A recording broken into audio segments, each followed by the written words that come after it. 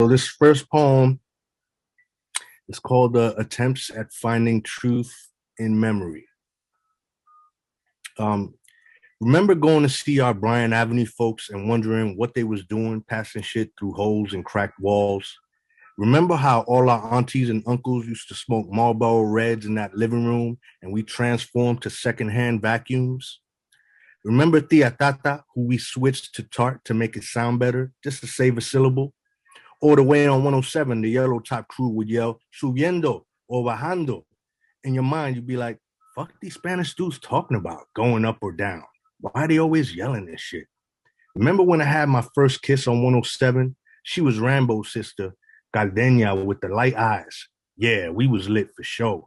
Remember how we used to sit around them stoops because your moms and pops lived on the first floor and knew everybody? It'd be me, Oscar, Irv, Ito, Jose, Richard, Ernie, Gooby, Bonbon, Guti. That's when I first started rhyming in front of an audience. Thank y'all.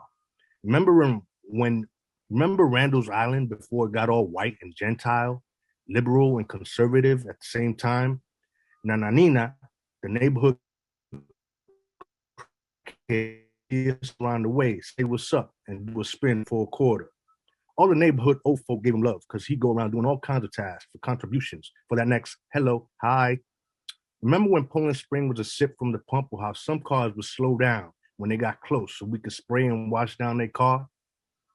Or the fool with his windows down who honked like Craig and be like, no, no, no, as he approached. Yeah, we sprayed him anyway and ran around the block, then back to your mom's to hide. Remember after Saturday night's main event, we start wrestling and one of us would always get hurt? One of our parents would come to the room smelling like Heineken, tobacco, ask who done it. We got a kick out of saying, fue Darwin, fue Allen, fue Johnny, fue Steven, fue Georgie. They'd get tired of us pointing the finger at each other. They'd just leave mumbling, maldito muchacho el diablo, under their breath.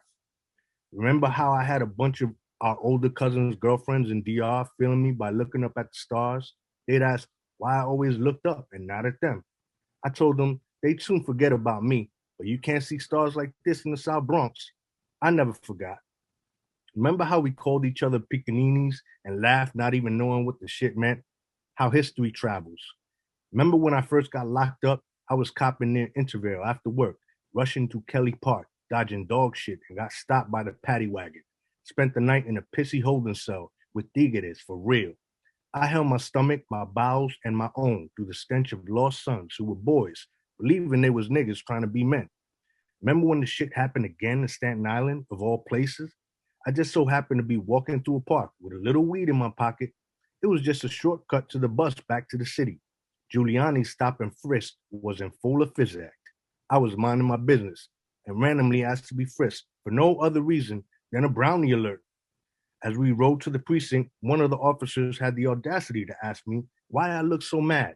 My response, I already been violated. Should I be smiling for you too? Fuck Staten Island, by the way.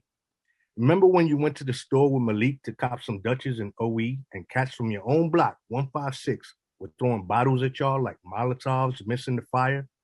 Aspiring to be above, apparently, is conceit complicit. Remember your moms took you to see the family witch doctor? After lighting the Dutch, she said, your life is filled with gold chariots and horses, abundant with blessings upon blessings.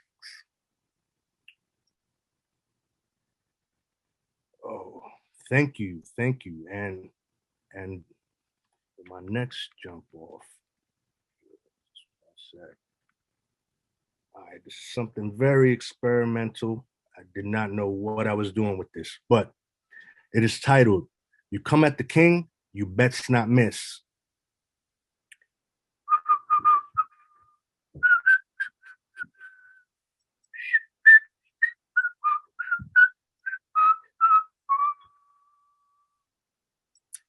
He's coming with his Wild West duster and Kevlar vest under, signature double barrels on the right.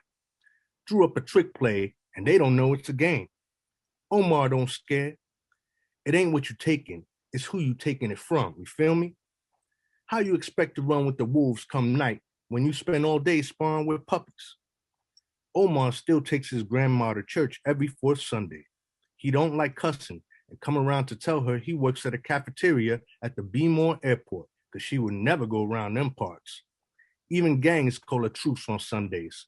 But them Barksdale boys come a hunting, and his grandma's favorite church hat falls victim. His grandma, too?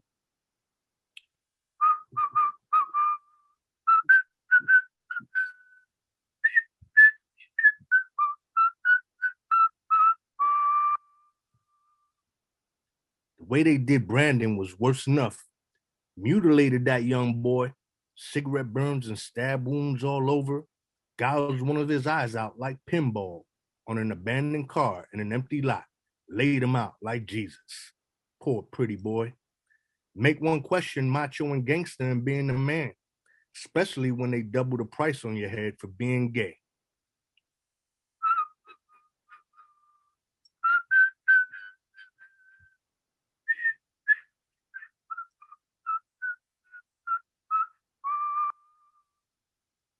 I got the shotgun. You got the briefcase. It's all in the game though, right? Money ain't got no owners, only spenders. Thank you, y'all.